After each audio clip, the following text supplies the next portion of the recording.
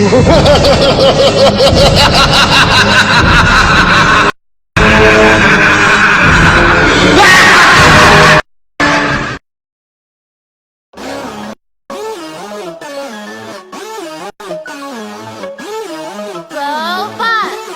hard.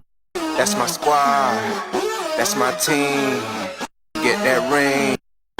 Yeah, on that off-season grind. Training camp gotta shine. Put in work, mud and dirt. Game matter time. One thing I know, we gon' go hard. Tap of the squad, the team is so raw. Look out for corner if you running the ball. Jeremy McCoy, Jason for your part. We go hard. Go Bucs. That's my squad. Go Bucs. That's my team. Go Bucs. Get that ring. Go Bucs. We go hard. Go Bucs. That's my squad. Go Bucs. That's my team.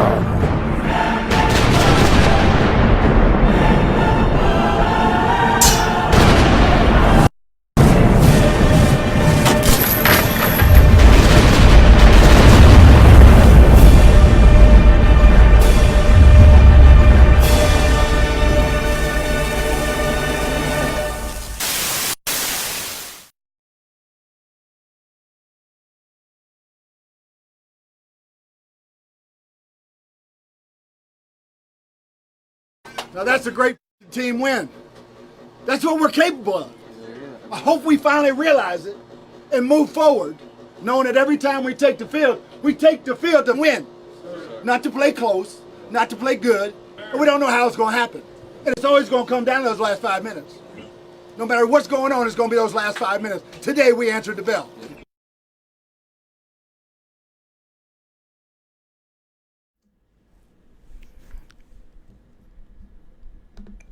What's up, everybody? Welcome back to Friday's edition, as I always say, Mondays and Fridays, to BucnBlake Sports live on Bucs Report. As always, I got to give credit to all the other shows on this fine network with Bucs Report. Buck What You Heard, Red Flag Podcast, Cannon Fire Podcast, Buck Ball Podcast, and Real Talk Bucs Talk. Check out Ray Kennedy. Check out Allison Colster, James the Juice O'Morgy.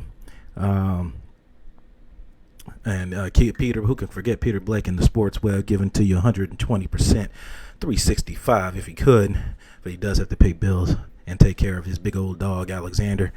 And then I am your host, Blake Anthony with BucnBlake Sports. Before we get into the standard operating procedures, SOP, I got a charity thing going on here with the Bucs Report, going to Dream Forever Foundation. I do something every year, at least I try to at least.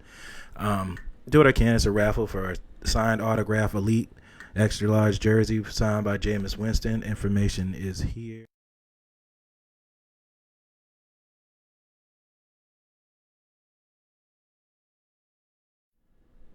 Information is here and on Bucs Reports page, my Facebook page, and other groups and stuff. So it's $5 a ticket. Of course, you get group deals if you want to buy more: 2 for $10, 3 for $12, 4 for $16, and 5 for $20. Just send it to the group Cash App at Blake Anthony at Bucs Report. My email is also there, bucnblakesports@gmail.com. Send me your information, and I'll do the live raffle drawing as well online. It's going to run through the month of October. And, all the donations, nice big charitable donations, going to go to the Dream Forever Foundation from Bucs Report.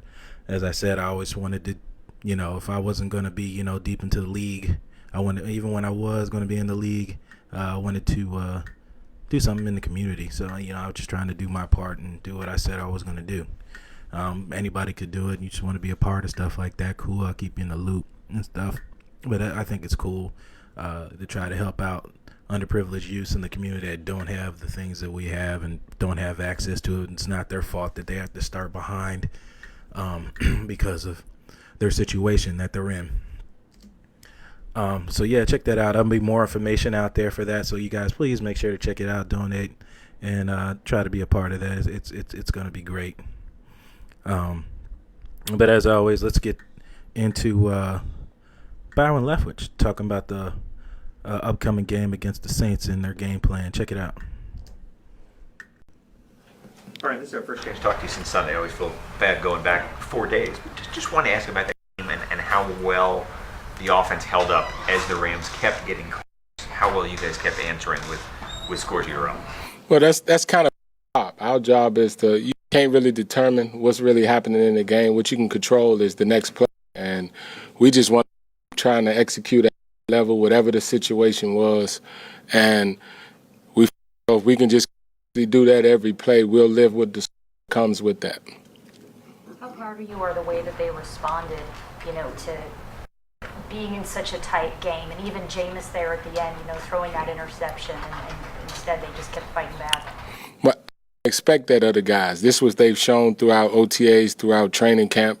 You guys just had an opportunity to see it on a Sunday. I see the work that these guys put in and the way that they approach the game and how these guys really want to be better. So they work their tails off for moments like that. It was a good moment. It was a good win on Sunday, but now we're off to the New Orleans Saints. Coach, how happy were you with the offensive line being able to keep up Jameis upright for most of the game, considering they had to stop Aaron Donald?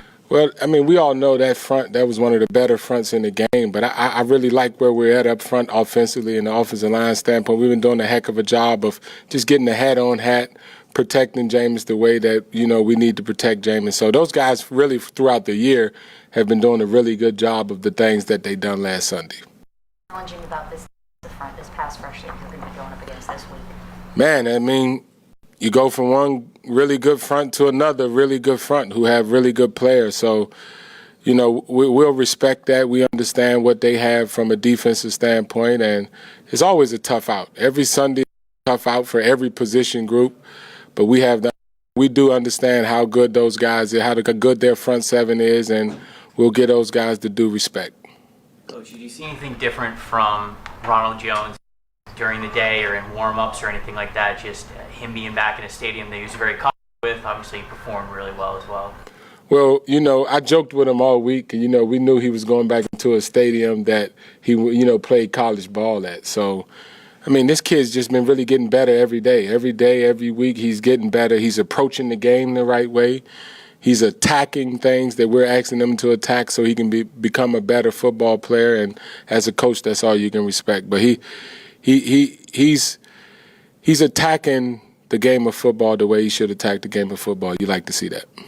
Have two receivers clicking the way Mike and Chris are right now. It kind of puts defenses in that position where if you pay too much attention to one, you're ignoring the other. How much does one of their success set up the other, the way things are going? It all goes hand to hand, right? Mike see a lot of the doubles. You know what I mean? So Chris is winning his one-on-one matchups, and these guys are just making plays. Like I said, they're not doing nothing on Sundays that they don't do every day. I haven't seen them do TAs throughout training camp. It's just the rest of the world getting the opportunity to see these guys execute and play at a high level. Byron, that interception late in that game, can you maybe walk us through maybe what Jameis, what the plan was there led to that? The corner making a play. Yeah, it's really irrelevant, right? It's really irrelevant once you get out of the stadium with the win. We'll learn from that. You don't want to see that happen in that moment, but that's the game of football. We're not going to sit up here and there's a lot of interceptions thrown last Sunday, and that's part of the game when you throw the ball. We threw it 41 times, so that's always a possibility. I just think he's protecting the ball well. He's putting the ball in the right space, so I like where he's at also. You've stood at this podium multiple times during the off-season training camp and now and told us, you really believe in Jameis Winston. And, he goes out there in the last 2 weeks, he throws 7 touchdown passes, some of the best football he's ever played. I mean, is he just starting to scratch the surface as far as what he's capable of? I don't know. he's getting better and he's working on it. He's working on it every day. That's all we can ask. You don't want to have this up and down flow. You know what I mean? I mean, you guys see the touchdown, so now you guys are recognized. I believe, like I said, he's another guy that's been getting better in front of you guys' eyes every day. And it sometimes it takes games like this for people to see it. But for him personally, I mean, we're a 2-2 football team. We're a 500 football team that's just trying to get better. You know, we just got to continuously getting better. We got the first quarter of the season done. We got a long way to go before we start thinking of that nature. So we got to go day in and day out, play in and play out, doing what we need to do to put ourselves in the best position to have success, and our thought process is. Statistically, he's getting rid of the ball faster, but it's also, sometimes that can be skewed with those shorter passes, but you look and it's actually like the deep ball. I mean, he's throwing the ball farther as well, too. I mean, is that a result of just improved fundamentals, or is that really just the able to set his feet properly? I mean, what's kind of contributing to that? It's a guy that worked on this game, that's working on this game, that continuously working on this game. It says a lot about the guys around him. I mean, he's not out there playing by himself. It says a lot about the guys up front. It says a lot about the guys that's catching the ball. It also says a lot about the guys that we can turn back and hand the ball to also. So we're just trying to get better, man. We're just trying to get better week in and week out with the understanding that, hey, man, yesterday is yesterday. We got to continue to get better. About your confidence in the offensive line already, particularly with Alex Kappa. 2 years ago, he's playing at Humboldt State. Last week, he's holding his own against Aaron Donald. What can you say about a guy like that that's made such a huge jump in his ability to play at the highest level? I don't even know where that school's at. I never heard of that school, but that don't matter. We don't care how you get here. We're going to accept good football players. We like the way Cap come in and work. We don't care what school you went to, what round you was drafted, if you was a free agent. We appreciate the guys that come to put their hand in the pile and try to help us get better. And he's doing that from day one. So we don't. I don't see it that way personally. I don't care what school a guy really go to. I like the way he's playing though. It was one hell of a call on that deep pass to Mike Evans for you to set him up, be in the slot. What made you so confident to call that play where you did, knowing that it would be able to work in that instance? Was it something that the Rams were showing, or was it just kind of confidence in Mike being able to get it done? Well, you call just a play just to call a play, right? It always has behind it. But I mean, to be honest with you, we just executed. We just executed the play well. That's what play calling is all about, really. You sit up here as execution. And we just did a great job of executing Sunday. Hopefully we can continue executing each Sunday. Did you know the second that the defense lined up and the offense lined up that he knew you were going to have an opportunity to get Mike the ball there? Well, I knew it was a possibility, so I kind of told Jameis in the headset. I just knew that it was a possibility of that. Not saying that it happened that way, it did, but it was a possibility. Hey, Coach, Rashad Perriman potentially out on Sunday. How are the younger guys with their development stepping up on Sunday? They're in a good place. They're in a good place. All our guys are ready. All our guys are ready to play. We have no young guys anymore. That's what I'm preaching to these guys. 4 games into this thing, there's no such thing as rookies anymore. These guys got a lot of reps at what we're asking them to do. So I don't see it that way. I see that the next man get the opportunity to play. He comes in, next man up, try to play as good as he can and give us his best effort. We understand what they can and can't do from a personnel standpoint, what they attributes, how could they contribute to us. I have an understanding of that. So I just want guys to be them best selves. I don't want nobody to try to be anybody else. Just come out here, get on the grass, and be ready to play good football. Coach Arians has talked about the word fearlessness, and even Jameis said, after that week 1 game going into week 2, Coach Arians told him to be fearless and let it fly. What does that word mean to you, and how does it kind of reflect the way you call play? Oh, yeah, we're going to play. I mean, we're going to play. It's the game of football, trying to win every game, every second, every minute, every play when you play the game on this level. So, yeah, I mean, why not? Why wouldn't you? This is the wrong time to get to this level of football. Get scared or nervous when you've been dreaming your whole life to get to this point. A lot of these guys dreamed this stuff for 20 years, so they're just living out the dream. Coach, we heard a lot about Jameis learning more every game he plays in the offense, more every game he plays, but this is your first time as a full-time play caller in your offense. So through 4 games, you learn as a play caller every time you go out there and a full game in the regular season. Oh, man, I got a lot to get better at, me, myself, personally. I think I could do a better job of continually getting these guys in position to make plays. That's it. That's call it. That's what you do. You yourself in the back of the head sometimes when things don't go away, but you understand the process. It's all the process. I'm learning, and you can't learn. There's no such thing as ever doing it enough to learn too much. You're always learning. You're always learning because you're doing it with different guys. In this league, it's always different guys, probably year in and year out. Nobody really has the same team and year out, so you're probably always doing it with different guys anyway. So it keeps you on your toes. It keeps you always working on your game. Yeah, Teddy is real. Leftwich is real long-winded. He gets pretty much the longest of these meetings because I guess he's the OC, and he's kind of talk of the town right now coming in here. Nobody had I'll say a lot of Bucs fans didn't have high expectations of Bridgewater. I keep saying Bridgewater. Leftwich coming in as offensive coordinator, thinking he didn't have credentials, et cetera, et cetera. Again, if you're just tuning in, this is BucnBlake Sports live on Friday's edition, talking to the Saints Talk. Live here on Bucs Report. Again, if you're just tuning in, I got a raffle going on for a Jameis Winston signed elite jersey. All information is there. Get with me at my website or on my webpage at BucnBlakeSports.com, BucnBlakeSports@gmail. Please reach out to me. You can put as many tickets as you want to higher your chances of winning. I've had somebody buy 40 tickets in one time at once already. So get it while you can. The more tickets you buy, the higher chance you win. It will run through the month of October.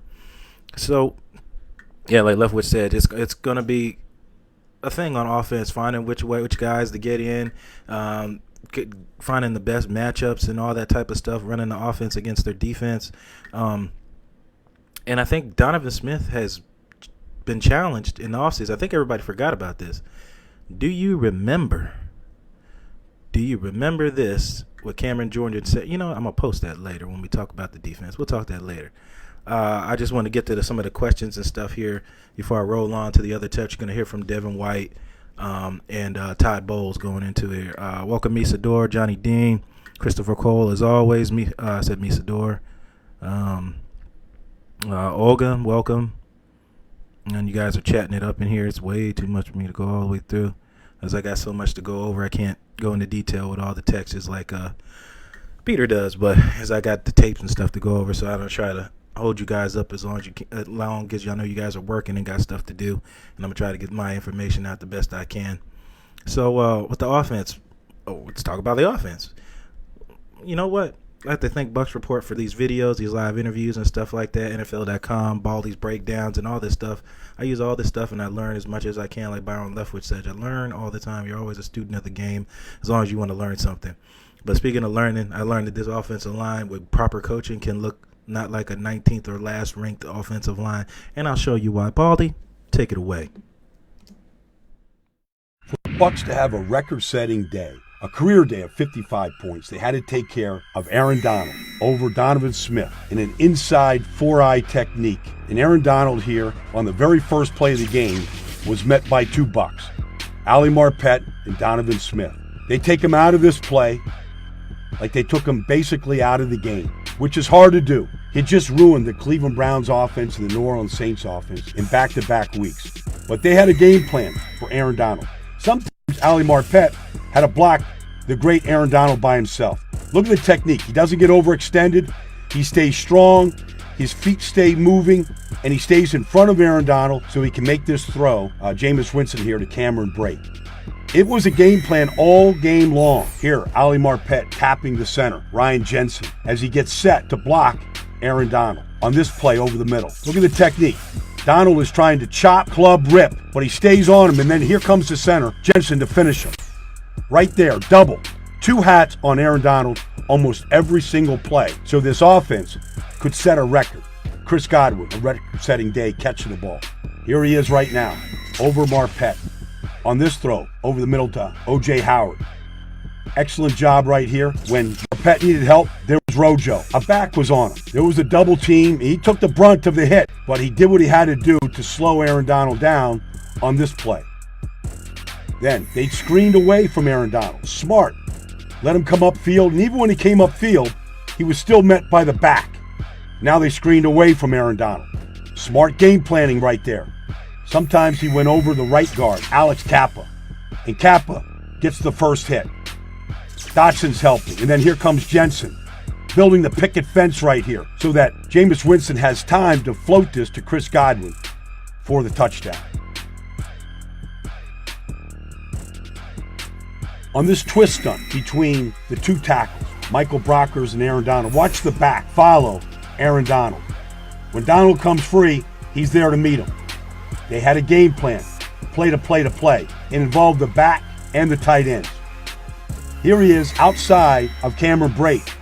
Now the back comes to him. DeMar Dotson's waiting for him. Here comes Jensen pushing the whole thing, widening and building a picket fence so that Jameson Winston have time to make this throw to Bobo Wilson on third down for a key first down in the game. Now watch Ali Marpet and Ryan Jensen right here on this touchdown throw to Cameron Brate. Marpet widens him, and when Donald starts making penetration, he gets bumped by Jensen. Cameron Brate catches the first touchdown by a tight end all season for the Bucs. Here it is. It's 3rd and 6.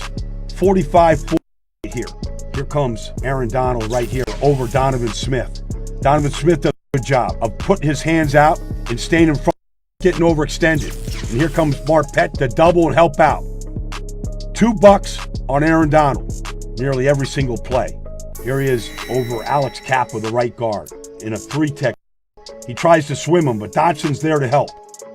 Jensen's looking at him. 6 eyeballs, 3 men all looking at Aaron Donald so he can make that throw. In the run game, they ran away from him. Smart move on this touchdown by Rojo. The 5 yards right up the middle. Donald takes the outside release, and he's met by 2. They run away from him right here. Now he collapses inside, does what Aaron Donald does. But meanwhile, Rojo gets in for the touchdown run. And a big run late in the final 4.5 minutes of the game. They run away from Aaron Donald. Biggest run of the day. Rojo, they stayed with it. Good blocks right at the point. Away from Aaron Donald, and Rojo jumps through the crack like he did on the same field when he was running for the USC Trojans. 24 yards, stays in bounds. The Bucs had a game plan every single play. For every one Aaron Donald snaps, all 5 snaps that he played, they had a game plan. Yeah, Donald had a couple of tackles, 1 for a loss, but it did not affect the passing game. Didn't hit Winston once the entire day. What a performance by the entire offense and the offensive line of the Tampa Bay Buccaneers. Well said, Baldy. Well said. Couldn't have said it better myself, so I'd just rather let him do it. It's so cool that all this stuff is out here and we can just comment and talk about it and share thoughts with all of us as Bucs fans and just enjoy our victory and see how this team can get better from just looking at it on Sunday's game and seeing how they're working each week getting better. And I think it's just cool that all this information is out and available now for us to get better, because the offensive line we're gonna need the offensive line this week. Cameron Jordan is a man amongst men. It's going to be interesting with Sheldon Rankins and many others on that Saints defensive line. You're playing a very good adversary at head coach in Sean Payton. I don't think he liked Dirk Cutter too much. So we'll see how he likes Arians now in the division. So we'll see how it rolls. Well, that's the offense. We'll get into the defense now. Breaking it down. Again, if you're just tuning in, it's BucnBlake Sports live on BucsReport.com. Got a charity going. Make sure to check out the charity. All information is there. Won't go through all of it again. It'll be posted several times and advertised. Please get in there. It's for underprivileged youth in the Tampa Bay community. And a nice, huge, charitable donation will be going to the Jameis Winston Foundation. Now, let's get what Todd Bowles has to say about the Saints defense. Well, about our defense going against the Saints offense. Coach, this team talks so much about finishing on both sides of the ball. In Carolina, you found a way to do it again in Los Angeles. It got a little dicey there at the end, but how much does it mean to you that your defense, even, though their backs were against the wall and you got put in a position late in that game, that they still came up with the big play when it mattered most? Well, that's a lot. I mean, every time you go out there, your back's against the wall. That's what defenses do. We just have to find a way to finish games. We did this time. Coach, you guys have done really good against the run so far this year. What kind of challenge does Alvin Kamara present that might be different or than maybe some of the other running backs that you guys have faced and mostly contained? I mean, it's no different. He runs hard. He's quick. He's fast. He's elusive. He catches screen passes. He runs angle routes. He runs like wide receivers run. It's going to be a challenge because he can see the hole. He can get it back. He can do a lot of things, and he just doesn't come down with an arm tackle. So we got to get everybody around the ball to try to contain. Coach, what did you think about the performance from your corner? You say like a lot of yards given up in the game, but come away victorious, stepped up when they needed. But what was your overall assessment from them going up against a Rams team and like spread it out as much as they did? Well, you throw 68 passes, you're going to give up some yards. So, for the most part, I thought, well, we were fresh. And, the ball went in the air quite a bit. We made some plays. We left some out there. We like to have back, but they made some plays to win the ball game. But we got a few things to work on. How tough is it to defend a receiver like Michael Thomas? It's tough to defend all of them every week, but, Michael brings a lot to the table. He's physical, he's big, he can run by you, he can run over you. He's a polished route runner, he's got great hands, he's got tough hands, and so he's going to be a challenge. But they got a bunch of other guys that'll be a challenge as well. Coach, to my eye, the tackling has improved overall these past 4 games over last season. Mike Edwards made an open field tackle of Cooper Kupp on a third down late in the third quarter. What's your assessment of the tackling? We've been better. We can still work on tackling every week, which we do every time in practice. So we can wrap up a few more we give them away. They're not big misses, but they're misses to where they get 3 or 4 extra yards. We got to make sure we secure the tackle and make it second and medium to long as opposed to second and short. So we got some things to work on. What makes going up against Sean Payton's offense specifically, what are some unique challenges with that? What makes it different from some of these other offenses you faced? For instance, with McVay, you had to prepare for all those jet sweeps and things like that. What about with Payton? Sean's very smart in the way he utilizes his personnel. He makes you check your fundamentals and your technique on every play. They can tempo, they can slow down. They use a lot of different personnel groupings. So he's going to test you a bunch of different ways. And if you're out of your gap or if you don't something you don't see, then he can line up and play fundamental football as well. So, we have to play group football and play together and understand what we're seeing. But Sean's a challenge for anybody. That's why he's one of the best in the league. What does he do with Hill versus Bridgewater? How do you have to be adjusting on the fly when he comes in at quarterback? Or? Well, he can throw the ball too, so it's a little different than most Wildcat guys where they use running backs. He is a true quarterback at times. He's a wideout. He's a full, a tight end. So we got to just understand when he's in the ball game. That's all. We got to make sure we understand they have 2 of them in the ball game. Coach Payton said yesterday how you guys go way back, just working on the same staff. What are your memories of being with him as young assistants together? He was just like he is now. He's one of the brightest coaches I've ever been around from an offensive standpoint. We had the staff back in Dallas way back when, and Coach Rogers as well. So he learned from Bill. Was one of the best, if not the best, and he took it with him and added his own twist to it, and he got to New Orleans, and he got those guys on the roll. And Sean's always been a great friend to me every time in the off season. So it'll be great to see him, hopefully on the winning side of it. But he's sharp. He's a sharp guy. Shaq Barrett was just awarded with NFC Defensive Player of the Month, first defensive Bucs player to get that award since 2007. Could you just speak to the job that he's done week after week? And he's not even 100% right now either. No, Shaq understands the game. He's a very savvy player. He understands the game very well. He works on his technique. He's done a great job against the run, which goes unnoticed. Obviously, that sets up that stuff. He has an arsenal and a toolbox that he uses, and he strives to get better every day, and that's just a credit to him. Coach, that success in stopping the run obviously starts up front, but what have your linebackers done well to also assist in stopping the run this year? Well, they come downhill. Really, Carl and Shaq have been setting the edge, keeping the ball tight and inside. We got some big bodies inside. And between Devontae and Devin and Kevin and Buck helping out, they've done a pretty good job coming downhill. Coach, this team talks so much about finishing on both sides of the ball. Bowles, man, very little words, but get straight to the point. Like you said, they set the edge pretty well. And the part that a lot of people aren't, Shaq Barrett is a monster in stopping the run. It goes overshadowed because of the pass. The pass rushing ability, which we're all happy because now we got a pass rush back in here. Also, not side note, but Felipe just donated $10 for 2 tickets. You will put your name into the bin, the little cycle bin, and it's through the month of October. Tell your friends. It's $5 ticket. It adds up, man. Like I said, you get a chance to win a autographed, signed Jameis Winston jersey, authentic elite jersey. And if you play your cards right, I might get him on here. Maybe not on the show, but I might get him recording, telling you guys that you should donate. And he might throw something else extra in there. I don't know. I'm not guaranteeing anything, but who knows? Who knows? Good deeds never go unnoticed with good people. So, but all in all, if that doesn't happen, it's just great to get something nice, and because you're going to help out underprivileged youth in the community. It's just awesome, man. It's awesome. Again, if you're just tuning in, it's BucnBlake Sports Live on BucsReport.com. We're getting right on through everything before we get to the tape part, and then I'm going to get everybody out of here. Let's hear from Devin White next. But, yes, Jack Barrett has got all the tools in the toolbox, pass rushing and run-stopping ability here with the Tampa Bay Buccaneers, and is doing really, really well so far. Let's hear from Devin White. He hasn't been said much, and I think he may play Sunday. How excited do you get for those types of matchups? I mean, I like playing them like that's just like when we was playing Christian McCaffrey. First 5 plays, so I was like, okay, this is gonna be a for me. But unfortunately, I went down. But I just kept my faith and worked hard. And Bobby, along with everybody else in the training room staff, they got me back. How's the knee feeling? I feel great. No, nothing really. I practiced a lot today. I ran on the sideline. It wasn't when I wasn't in to make sure I'm in shape. Getting ready to go. You mentioned Drew being your favorite player. How is it without Drew Brees for this offense? Just like preparing, like any other game.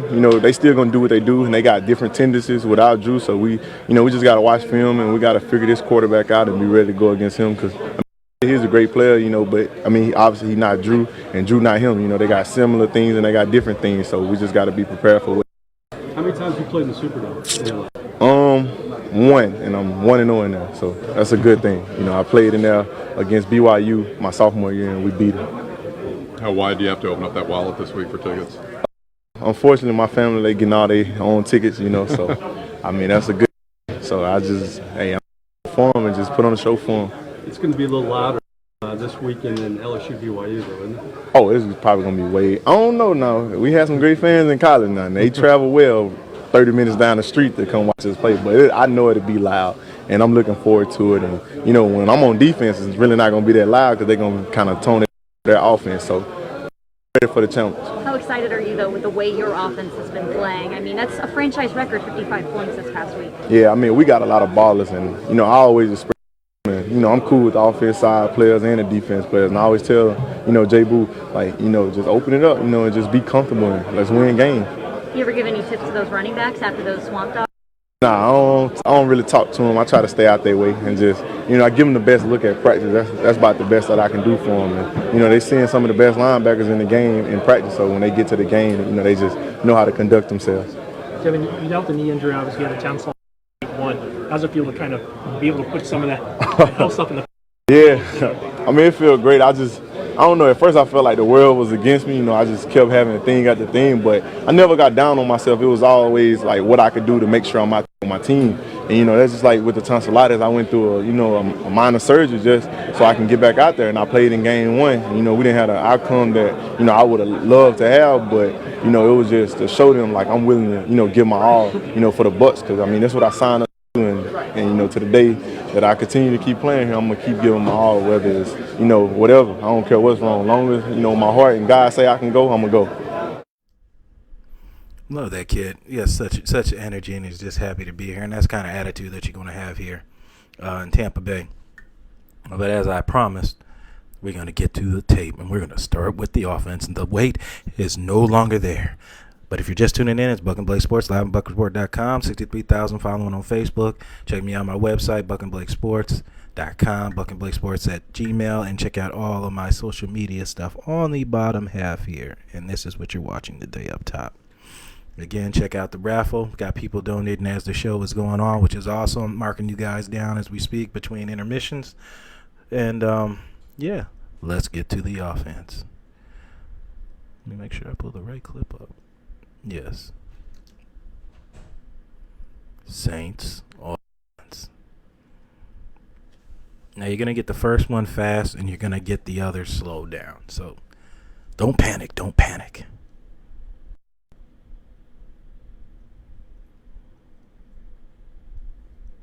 All right, check this out. I'm gonna tell you something. Well, I should tell you early. Teddy Bridgewater only opens up right and looks right to throw I went through every quarter to the fourth quarter before I just couldn't anymore. He only looks right. He only wants to throw right, and he will run left. Screens go to the all his favorite passes are on the right hand side. I know if I see this, I know Todd Bowles and them gotta see this. I hope so. If you're watching this, you can take the credit. Just send me an email on the low. And thanks for opening that up. Teddy Bridgewater is only comfortable throwing right. Everything is made for him to go right. He will left, but they are only minor check downs and easy throws, like check down plays, dump plays. Everything he wants to run, he likes looking right and then running left. But he will run right, and he will deliver usually a pass when he's running right, but he will not, this play right here, he will not do that running left. And he likes that quick release. So this linebacker can jump those passes. Teddy Bridgewater's at his best at a quick release. And then if he's throwing deep, it takes him a long wind up to get that ball out. But all his passes are to the right, guys. Everything he loves to throw is the right. Screens to the right. Everything to the right. And if he does go left, it's a short little pass to the flats or something like that. An easy throw that he doesn't have to put too much effort in. But everything he wants to do, he wants to throw to the right. So we're here. And of course, the Saints offense is going to try to create space for Kamara. Offense is very depending on the packages being Taysom Hill. Every time that they run the two backs, one of the backs are getting the ball. Either it's usually Kamara will come on a motion play, and then they'll throw the screen to the big back that they came out of Oakland originally. His name is slipping my mind right now, but they'll throw the screen to him, the bigger back, and try to get you distracted with Kamara coming on flashing across the offensive line on a motion. Well, you can spec the ball to either back. It's just the way they look, and they will run out of it as well. And they will run those jet sweeps as they're just seeing. They're trying to get these players to the edge to take just extended run plays just to try to take some of the load off of Teddy Bridgewater. I saw you guys talking about Taysom Hill in the chat. Taysom Hill, when he gets in, they usually will run offense. They usually won't let him throw if they in a goal line situation. Now, if you see Taysom Hill come in under center, play it as if it's option.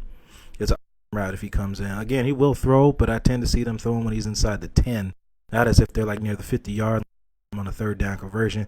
They're going to run option. He's going to put his shoulder down and plow forward for the first, try to get the yardage. And he will throw him and to him sometimes just to get you confused. Sorry about that. That little clip on screen. You see that? Everything, he just opens up to the right, throws the screens back to the right. It's just, I can see a cornerback blitz coming off that backside because he is not looking. He's not looking to throw left at all. And that's just this entire tape. Maybe that was their game plan. But Tennessee to do that the entire game, that's just, I think that's him. And he will not look left. Just look at the way he drops back. That's why I put the slow motion. He is not interested in the left side of the field. Not at all. See, I'm just reading over my notes. Yeah, we talked about the cornerback blitz. Confident throws are his first read and will throw despite coverage of a DB. Yeah, whatever read he makes is just like Jared Goff. He will try to get that ball in there if he thinks that's the right read and try to force that ball into there. Again, here, I haven't really been looking at the clips too often, but just trying to get the notes, guys, and check over your notes. Johnny Dean says, don't let it fool you. It's possible. Like I said, it could be playing, Johnny. But the entire game, that's what he looks at. Oh, yeah, see, yeah, man, the games and the video games, man, with all the TVs and stuff. Hey, man, when you have a guest, though, if they don't want to watch one TV, you got to have multiple. You know what I mean? I told you I'm a nerd when it comes to tape. Andre Davis, I don't see 500 yards, but the Saints may be 300 strong. Yeah, I agree, Andre. They're going to try to move the ball on the ground a little bit. And then if you want to consider them passing yards, throwing it short passes to Kamara and zig routes or angle routes, excuse me, to the back, that's just what it is. You see Teddy Bridgewater there constantly looking right, and then runs left. He don't like to make that throw running to his left-hand side. So if I was Tampa Bay Buccaneers, I would be forcing Teddy Bridgewater left, our right, his left, and try to force him to make those error throws because that's not what he wants to do. But thanks for watching, guys. And the Saints defense is just pretty methodical. We'll get to that too now. Why not? Saints defense is pretty. It looks like they're running a 3-4 front. Could have been for that week. I didn't see Cam Jordan's hand in the dirt a whole lot. When he is standing and rushing, he's weak against the run. I don't think he can push off that well from his standing position because he's not familiar with that. But he will do it. And I noticed when the back is to his side, when it looks to be a chip, they will call an automatic loop where he loops back inside, and the defensive end on that side will loop around to the outside to occupy the running back. I noticed that when they run that, they're going to mix up their defenses as well, try to disguise what we're doing and confuse Jameis Winston. Jameis Winston is damn near perfect against the blitz packages, so that's pretty good coming the week. Have Sheldon Rank penetrate the center. Cameron Jordan's going to try to do doesn't pose his will because he's pretty good at run and pass rushing. It's going to be interesting. And also, like I said earlier, this is a challenge to Donovan Smith. Donovan Smith has been challenged by Cameron Jordan. And let me show you why. Do you remember this? Do you remember when we been enough? Remember that? It's the food solidified for another 3 years. Now come on back, brother. We finna eat. After Donovan Smith agrees on a 3-year, $41.25 million extension with $27 million guaranteed. Do you guys remember that? You remember that, right? That is Cameron Jordan at CamJordan94. Time to eat. Well, we'll see what we eat. Will he be eating sack patties, sack delight, sack sandwiches, and all that stuff, or will he be eating crow? One or the other. I hope he'll be eating crow while he's getting pancaked by Donovan Smith and Damar Dotson and Ali Marpet. I'm sure he's going to be trying to come after Alex Kappa, young Cap. But if they come up with any type of game plan and have that kind of continuity coming to any of these further games down the road, we are going to be something to be feared, man. Going to be something to be feared. Again, if you're just tuning in, this is BucnBlake Sports live on BucsReport.com. 63,000 following on Bucs Report on Facebook. Check out my Facebook at BucnBlake Sports. It's not as classy and as Bucs Report. It's just something I put up there so you guys can come communicate with me, because I will always communicate with you guys via email, anything, my social media sites, unless I'm working or something like that. That's the only time, but I will get back to you. And I am doing a raffle for a signed Jameis Winston Elite Football jersey. $5 a ticket, 2 for $10, 3 for $12, 4 for 16, and 5 for 20. Get that. Get it. Help out the youth in the community in the Tampa Bay area by just playing to have fun. Just playing a raffle to have fun. And get something out of it. That's cool. You got extra $5 you want to put down. It's cool. Just send it to the Cash App on there. And, yeah. And it's all fun. I'll do that live drawing on the show, one of the shows, and we'll get to it, see who wins. And then send me your contact information so I can mail it to you. I think I've got everything. Did I get everything today? All right, I neglected you guys a lot. Let me look at the chat. Let me look at the chat line and see what you guys got going on in here. Johnny Thing, all right, we talked about that. Teddy will be surrounded either by Nassib or Shaq. They call him Sack. Hey, might as well call him Sack Barrett. Either way he wants to go, he is going into trouble with our line. Yep, he is going to be into trouble. He don't want none of Marpet. Oh, you talking about Jordan. I got you. Matt, Devin has a pretty big scar on his neck. I'm not going to hang with him late at night. Don't get on that boat. Yeah. He looks like he had a good night, right, Matt? Hey, man, he's paid young man in Florida. Enjoy. He's going back to Louisiana. Yeah, you know, he's going to get some love thrown his way.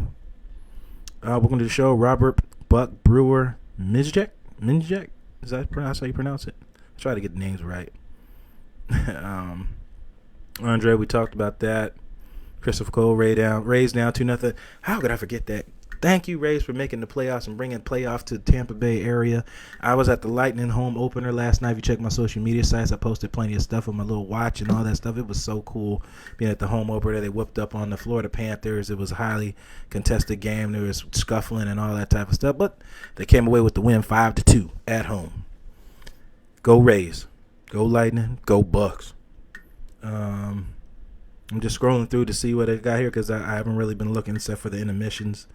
Johnny Dean talking about trick plays and gadget plays is a crapshoot. If you overplay it, you're gonna get screwed. Yeah, he's just gonna try to get you out of position and try to come back with somebody else. That's pretty much what's gonna happen with Sean Payton. And he's gonna find out this ain't the same old Bucs. This is the Bruce Arians, Todd Bowles, and Leftwich show here. Met with many other coaches, Lori Locust.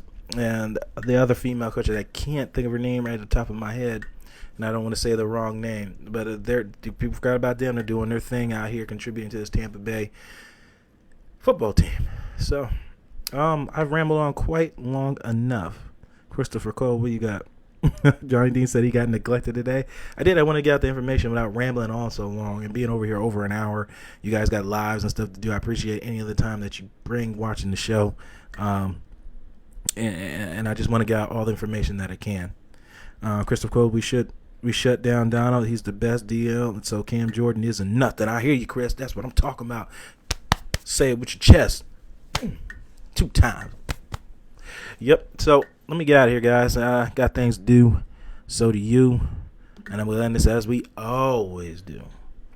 You're the master of everything. What you do with your life, what you do with it is entirely up to you. Thank you, guys. God bless. Fire those cannons.